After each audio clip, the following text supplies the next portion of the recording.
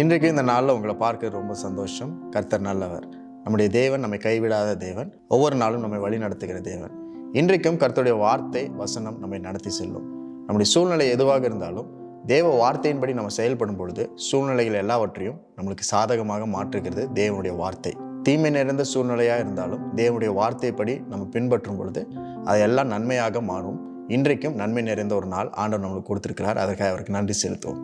நெகேமியா 8ஆம் அதிகாரம் 10வது வசனத்தில் இப்படி படிக்கிறோம். பின்னும் அவன் அவர்களை நோக்கி, நீங்கள் போய் கொழுமையானதை புசித்து மதுரமானதை குடித்து ஒன்றுமில்லாதவர்களுக்கு பங்குகளை அனுப்புங்கள். இந்த நாள் நம்முடைய ஆண்டவருக்கு பரிசுத்தமான நாள்.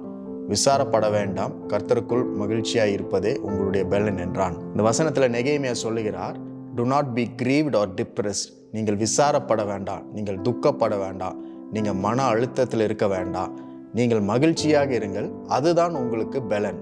கர்த்தருக்குள் மன மகிழ்ச்சியாக இருப்பது தான் உங்களுடைய பலன் என்று சொல்லி நினைவுபடுத்துகிறார். நம்முடைய வாழ்க்கையிலும் கவலை இல்லை கவலைகள் அப்படின்றது ஒரு வியாதியாக இருக்கிறது.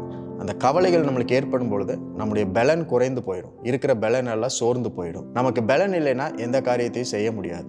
அப்போ பலன் நம்மளுக்கு தேவை அப்படின் பொழுது நம்ம மகிழ்ச்சியாக இருக்கணும். அதுவும் சாதாரண மகிழ்ச்சி அல்ல, கர்த்தருக்குள்ள மகிழ்ச்சியாக இருக்கணும். அது எப்படி கர்த்தருக்குள் மகிழ்ச்சியாக இருக்கிறது? கர்த்தர் அப்படின்னு சொல்லும் பொழுது அவர் நம்முடைய மெய்ப்பராக இருக்கிறார், நம்மை விசாரிக்கிறவராக இருக்கிறார், தேவைகளை சந்திக்கிறவராக இருக்கிறார், நம்முடைய பலவீனங்களை சுகப்படுத்துகிறவராக இருக்கிறார்.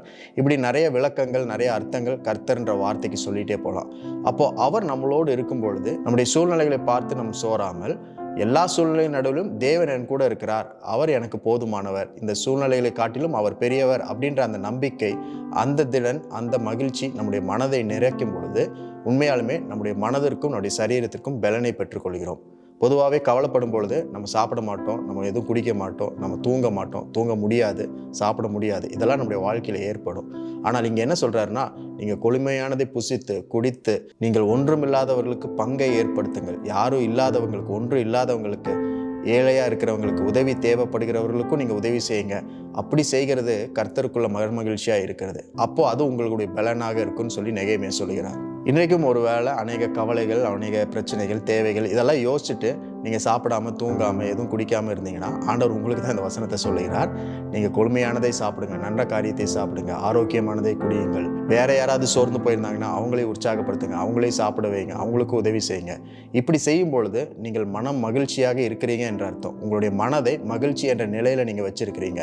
கவலை என்ற நிலையிலிருந்து துக்கம், கண்ணீர், பற்றாக்குறை இப்படின்ற மனப்பான்மை, மனநிலையிலிருந்து உங்கள் மனதை மகிழ்ச்சி என்ற நிலைக்கு நீங்கள் கர்த்தருக்குள்ள நீங்கள் வரும் பொழுது தேவன் உங்களுக்கு பலனாக இருக்கிறார். அவருடைய பலத்தினால் எல்லாவற்றையும் முன்னால் மேற்கொள்ள முடியும். அப்போ உங்களுடைய மனது தான் எல்லாவற்றுக்கும் காரணமாக இருக்கிறது. மனதை நாம் மறுரூபமாக்க வேண்டும், மனதை சரியான நிலையில் வைக்க வேண்டும். எப்படி நாம் மனதை சரியான நிலையில் வைக்கிறது அப்படின்னா, தேவனுடைய வசனத்தை படிக்கும் பொழுது அதன் மேலே முழு நம்பிக்கையும் வைத்து கர்த்தர் எல்லாவற்றையும் பார்த்து கொள்வார், தேவைகளை சந்திப்பார் என்று தேவன் மேலே உங்களுடைய நம்பிக்கையை வைக்கும் பொழுது தான் உங்களுடைய மனதை சரியான நிலையில் வைக்கிறீங்க. மனது சரியான நிலையில் இருக்கும் பொழுது உங்களுக்கு தேவையான பலன் தேவனிடத்திலிருந்து வரும். அந்த பலனை கொண்டு உங்களால் எல்லாவற்றையும் ஜெயிக்க முடியும், வெற்றியின் பாதையில் நடக்க முடியும், எல்லாவற்றையும் எதிர்கொள்ள முடியும், ஆரோக்கியத்தை பார்க்க முடியும். இன்றைக்கும் உங்களுடைய துக்கம், கவலை, கண்ணீர், வேதனை, தேவை எதுவாக இருந்தாலும் அதன் நடுவில் உங்களுடைய மனதை மகிழ்ச்சி என்ற நிலைக்கு நீங்கள் திருப்ப வேண்டும். கர்த்தருக்குள்ள எல்லாவற்றையும் உங்களால் செய்ய முடியும் அப்படின்ற நம்பிக்கை உங்களுக்குள்ளே ஏற்படும் பொழுது உங்களுக்காக யாவற்றையும் தேவன் செய்து அதை நீங்கள் பார்க்கும்படி, அனுபவிக்கும்படி உங்களுக்கு உதவி செய்வார்.